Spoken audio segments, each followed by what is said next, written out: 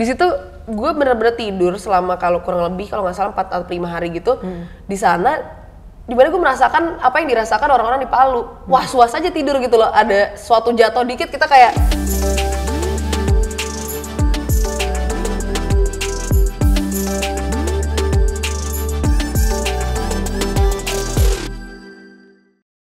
kalau gue boleh bilang gitu, and correct me if I'm wrong, lo terlihat seperti nggak punya regret soal apapun yang pernah lo lakukan di masa lalu lo, be it good or bad gitu. Is it true gitu?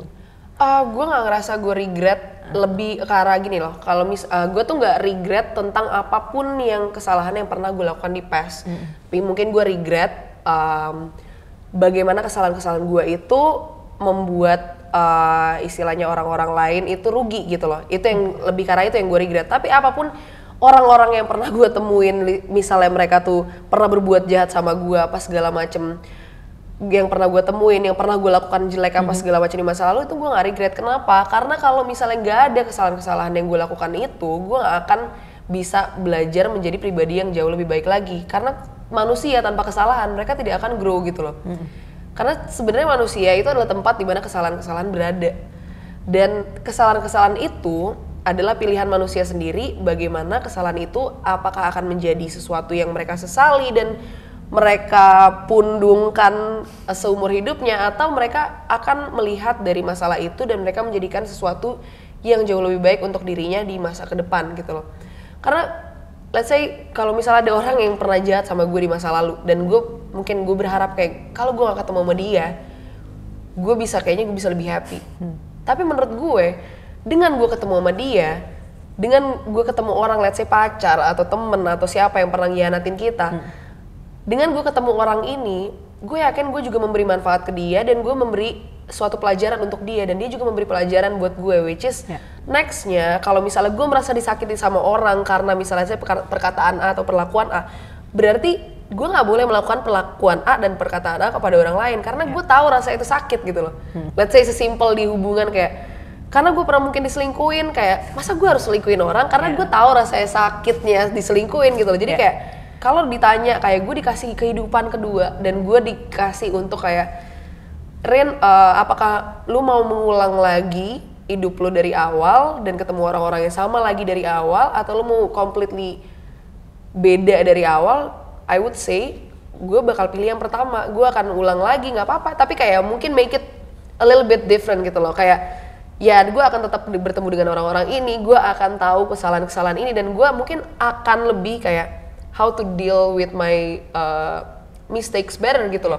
Mungkin kalau sebelumnya gue nggak tahu gimana cara ngedeal mistakes gue, mungkin gue dengan kayak gue tetap ngelakuin kesalahan yang sama tapi gue tahu cara ngedeal mistakes gue gitu loh. Bagaimana cara meminta maaf yang lebih benar, bagaimana cara gue untuk memperbaiki mistakes ini lebih benar gitu loh. Keren banget sih menurut gue, karena bagi gue nggak banyak orang yang mau own up and relive their mistakes gitu. Tapi beda banget sama lo, karena menurut lo, oh ya udah gitu, let just be the mistakes itu yang membentuk kita sekarang gitu. Jadi menurut gue itu keren banget sih. Oke, and speaking about you growing, salah satu hal yang menurut gue banyak mengubah pandangan orang terhadap lu juga ketika lu pertama kali membuat video soal membantu teman-teman yang di Palu. Ya itu kayaknya jadi titik balik orang-orang untuk mulai melihat Karin yang baru, yang berbeda gitu. Gue tertarik banget untuk tahu di balik layarnya sebenarnya, karena penggalangan dana yang lo bikin di aplikasi Kita Bisa itu semuanya nggak ada yang pernah atas nama lo, ya kan? Semuanya tuh it's either bareng sama AT Management atau sama foundation yang tadi lo udah sempat mention. Lo bikin di tahun 2020, namanya adalah Maju Foundation. Boleh nggak sih ceritain ke kita kayak kenapa lo nggak pernah galang dana atas nama lo selalu ngajak teman-teman A-Team yang lainnya gitu? Karena menurut gue kalau lo Karin Novylda, Karin galang dana lo, itu pasti akan banyak banget gitu. But no, you decide to, yuk kita bareng A-Team gitu, dan juga teman-teman Maju Foundation gitu. Kenapa sih kamu bikinnya kayak gitu? Seperti yang gue bilang tadi, Maju Foundation sebenarnya kayak community di mana kayak gue pengen nih kalau kita jadi mungkin ada satu geng gue yang kayak kalau kita nongkrong gak cuma nongkrong doang gitu loh. We can actually make something out of this conversation and we can actually help people gitu loh. And we can actually make an impact to our surroundings gitu kan. Itu satu. Tapi kalau di AT Management kayak kan istilah talent-talent yang di bawah IT management yang kita handle, gue udah kayak nganggep mereka tuh kayak temen, bahkan lebih dari temen gitu lah. We're like a family, kita udah lama, udah hampir A-Team tuh sekarang udah hampir 5 tahun berdiri gitu kan. Dan ya gue pengen kenapa enggak kalau gue bisa mengajak orang-orang yang memang gue kenal untuk berbagi gitu loh. Let's say kayak kalau sama guanya langsung kan gue akan memberikan info-info yang mungkin mereka belum pernah dapat gitu loh. Jadi kayak apa sih yang paling penting terutama ketika lu jadi volunteer, kayak lu nggak boleh ngerepotin orang, lu harus kayak gini bla bla bla, harus very punctual tentang schedule bla bla segala macam. Itu kan yang pokoknya ya gue akan membersamai mereka. Nah ketika menurut gue dari 10 orang yang gue ajak ini akan ada 8 orang yang menurut gue mereka akan mendapatkan esensinya dari membantu orang. Dan mereka ketika mereka udah mendapatkan esensi dari membantu orang, gue yakin mereka nggak akan diem di situ aja, mereka akan mengajak orang lain juga untuk merasakan esensi dari membantu orang gitu loh. Jadi kayak gue sebenarnya gue tuh nggak perlu juga untuk punya kayak credit. I don't wanna take credit of what I do good for people gitu loh. Kayak ya let's say mungkin yang ada beberapa yang kayak let's say kalau misalnya kita lagi butuh untuk orang-orang donasi, kita membutuhkan influencer dan juga social media juga kan untuk lebih banyak orang yang tahu tentang case-nya tuh apa sih segala macam. Cuman kan ya yang orang-orang nggak tahu ya mungkin kayak di belakang gue juga melakukan hal-hal yang kayak yang nggak perlu gitu sebenarnya kreditnya. Jadi sebenarnya kayak yang mungkin gue share di social media, it's not for the credit buat diri gue, tapi kayak ya what can I actually do sih buat orang gitu loh. Gitu aja sih. Oke. Nah di penggalangan dana lo yang pertama kali di share nih ke social media gitu, ada nggak sih pertama kali? Yang Palu Donggala itu video itu salah satu video pertama ya kalau nggak salah yang lo kunjungan. Iya, jadi ya sih? Kalau yang pertama itu gue nggak sama sekali ngonten apa-apa, gue literally gue lagi kayak midlife crisis gitu, terus kayak apa ya, gue kenapa gue nggak bahagia sih anjing kayak gitu kan. Ini berarti ini sesuatu hal yang belum pernah teman-teman lihat ya sebelumnya karena nggak lo bikin ini. Jadi itu sebenarnya tiba-tiba masuk di Lambe Turah, gue juga nggak tahu ada yang moto, dan itu gue sama sekali nggak update gue kesana, gue nggak update gue flight kesana, gue nggak update di Instastory bla bla bla segala macam. I actually take videos and photos, but gue nggak upload itu gitu loh. Dan itu tiba-tiba kesebar sendiri sama Lambe Turah, gue nggak tahu siapa yang moto gue di tengah-tengah bencana gitu loh.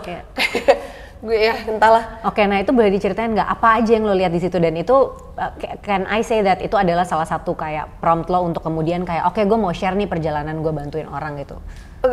Iya pokoknya dari situ tuh gue baru turun pertama kali di dunia kerelawanan. Di situ kayak akhirnya gue baru mengenal Mas Gau dan juga teman-teman sekolah relawan. Nah di situ gue baru akhirnya belajar kayak untuk menjadi selfless gitu loh.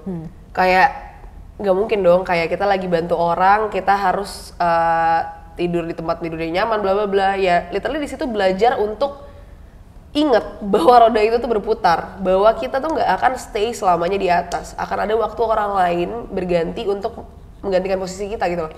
Just be ready for it gitu loh, jangan jadi orang yang gue yakin gue tahta gue di atas doang gitu loh. Gue even kalau misalnya bener lo akan selalu di atas sampai ujung akhir hayat lo, that's good for you. Tapi kalau misalnya ternyata enggak, you have to be prepared juga. Lu jangan sampai ketika Tuhan berkata, wah lu kayaknya udah kelamaan di atas, lu gue jatuhin deh gitu loh, gue jatuhin dikit gitu loh. Dan ketika lu dijatuhin, lu gak pernah punya pengalaman-pengalaman yang seperti kayak ya tidur di lantai, kayak ke toilet harus ngantri 20 orang, bla bla bla kayak gitu-gitu.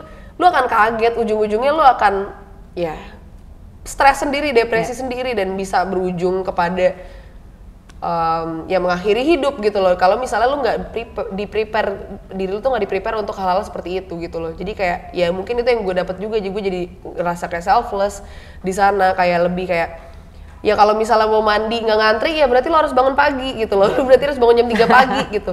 Terus kayak di situ juga kan itu gue datang 7 hari setelah gempa dan tsunami itu kan. Itu masih banyak banget gempa susulan, dan di situ gue bener-bener tidur selama kalau kurang lebih kalau nggak salah 4 atau 5 hari gitu di sana, dimana gue merasakan apa yang dirasakan orang-orang di Palu. Was-was aja tidur gitu loh, ada suatu jatuh dikit kita kayak bangun gempa, ya, lari lagi jam 3 pagi lari ke bawah kayak takut rukonya rubuh apa segala macam, karena kayak gempa susulan tuh berapa skala Richter gitu segala macam gitu loh. Jadi kayak ya kita actually ngerasain mereka gitu. Dan kayak gue juga kayak ketemu sama, kalau gue tuh biasanya kalau lagi volunteer gitu gue lebih ke arah kayak ke temen-temen anak-anak kecil gitu segala macam. Kayak kemarin di Kalimantan itu apa namanya, kebakaran hutan karhutla, itu mereka kayak jadi gue penyuluhan ke anak-anaknya, terus kayak misalnya yang ibu-ibunya lagi diobatin, anak-anaknya gue main sama gue. Kalau misalnya ada anak nggak mau diobatin, misalnya let's say kayak kakinya robek apa segala macem, yang gue yang bujuk kayak gitu-gitu loh. Jadi kayak lebih ke arah sananya sih. Belum sampai ke arah volunteer yang ngangkat-ngangkatin mayat itu belum. Kayak ntar deh. Iya, soalnya kayak ngangkat mayat aja tuh jujur kayak yang gue dapat bahwa ternyata ngangkat mayat tuh nggak bisa segampang ngangkat mayat. Kayak oh ya udah ngangkat gitu loh. Kayak kalau tergantung case-nya apa. Kalau bencana tsunami gitu, kayak yang tsunami di Aceh, itu Mas Ga waktu itu ada di sana juga. Jadi ada temennya yang ngangkat mayat salah cara ngangkatnya, terus kayak badannya copot gitu, terus kepalanya copot, tangannya copot. Ada juga yang kayak ngangkat mayat nggak pakai proteksi, sebulan kemudian dia harus amputasi tangan. Kayak gitu, jadi kayak sebenarnya jadi volunteer itu sesuatu yang kayak nggak semudah itu gitu loh. Nggak cuma lu butuh punya duit, lu punya helikopter, lu punya Hercules bisa datang ke tempatnya, nggak segampang itu ternyata gitu. Lo butuh waktu dan training juga ya untuk bisa actually handle dan jadi nggak ngerepotin orang gitu ya nggak sih? Yes. Oke. Nah, penggalangan dana lo itu bareng sama Maju Foundation dan juga AT Management banyak sebenarnya di bantuan bencana, sama waktu itu juga yang sempat di-mention adalah waktu Idul Adha. Ya.